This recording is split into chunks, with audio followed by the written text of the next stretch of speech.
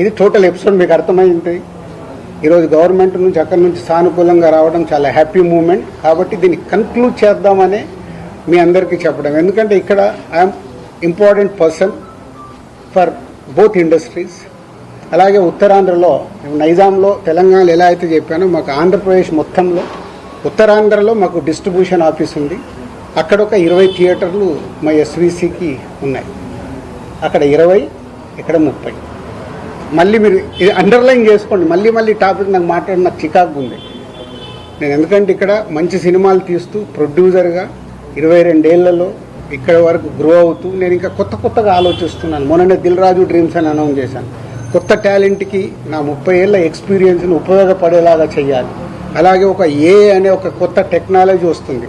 దాని ద్వారా ఇండస్ట్రీకి కొత్తగా వచ్చే వాళ్ళకి ఉపయోగపడాలి. నా థాట్స్ ఇవి.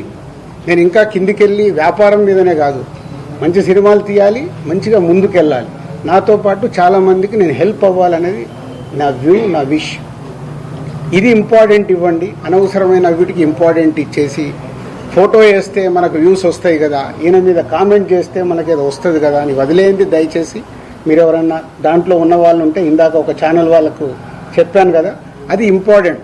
ఒక వ్యక్తి గురించి మనం చేస్తున్నామంటే కొంచెం అనాలిసిస్ చేసుకొని చేయాలి. సో నిన్న మా అరవింద్ గారు మాట్లాడడం జరిగింది. అరవింద్ గారికి ఉన్నది ఆయన ఒక క్లారిటీ ఇచ్చాడు. ఆయన మొత్తంలో అలా 15 థియేటర్లు ఉన్నాయి అని చెప్పడం అది నిజం. చాలామంది ఏమనుకుంటారంటే ఆయన కూడా ఏదో దున్నేస్తున్నాడు, ఆయన ఏదో చేసేస్తున్నాడు. ఆయన క్యూబ్ అనే కంపెనీలో, వాళ్ళు ఎప్పుడో పెట్టిన కంపెనీలో ఆయన పార్ట్ ఆఫ్ ద క్యూబ్. ఇట్లా ఇదే వ్యాపారంలో ఉన్నప్పుడు ఇప్పుడు నేను దిల్ రాజు డ్రీమ్స్ అని కొత్తగా స్టార్ట్ చేస్తున్నాను. కొత్త వాళ్ళ కోసం అనే ఒక కంపెనీ కొత్తగా వస్తుందని స్టార్ట్ చేస్తున్నాను. అవి కొత్తగా వస్తున్నాయి కాబట్టి నేను కొత్తగా ఆలోచించి వెళ్తే 10 ఏళ్ల తర్వాత దిల్ రాజు గారు ఎందుకు పెట్టుకున్నాడు అంటే నేను ఏం చేయగలను. 10 ఏళ్ల తర్వాత క్వశ్చన్ వస్తాయి. ఒక కొత్తగా వస్తున్నప్పుడు మేము ముందుకు వెళ్తాం.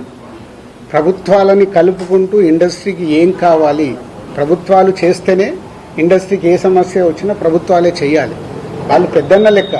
వాళ్ళు ఏదైనా మీకు ఈ ప్రాబ్లం ఉందా మేము సాల్వ్ చేస్తామంటేనే ముందుకు వెళ్ళగలుగుతాం. సో ఇప్పుడు 2 ప్రభుత్వాలు ఇండస్ట్రీకి ఎప్పుడు పాజిటివ్గానే ఉంటాయి.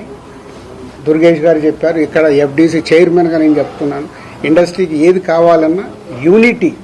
అక్కడే యూనిటీ ఉండదు. ఛాంబర్లోనే కొట్టుకుంటాం. ఒకరు పర్సంటేజ్ కావాలంటారు, ఒకరు రెంట్ కావాలంటారు, ఇంకొకరు ఇంకేదో అడుగుతారు, ఇంకొకరు వద్దంటారు. మాకు అక్కడ యూనిటీ ఉన్నప్పుడే ప్రభుత్వాల దగ్గరికి వెళ్ళి చేసుకోగలుగుతాం. ప్రభుత్వాలు ఎప్పుడు ఇండస్ట్రీకి అండగా ఉంటాయి. అది మనం అర్థం చేసుకొని ప్రభుత్వాల దగ్గరికి అర్జించి మనకు కావాల్సింది చేసుకోవడమే పద్ధతి. సో ఇప్పటికన్నా ఈ ఎపిసోడ్కి తెరదించి నెక్స్ట్ ఎగ్జిబిటర్స్కి ఏదైతే ప్రాబ్లమ్స్ ఉన్నాయన్నారో 30th ఛాంబర్లో ఈసీ మీటింగ్ ఉంది. మొన్న అందరము ఎగ్జిబిటర్స్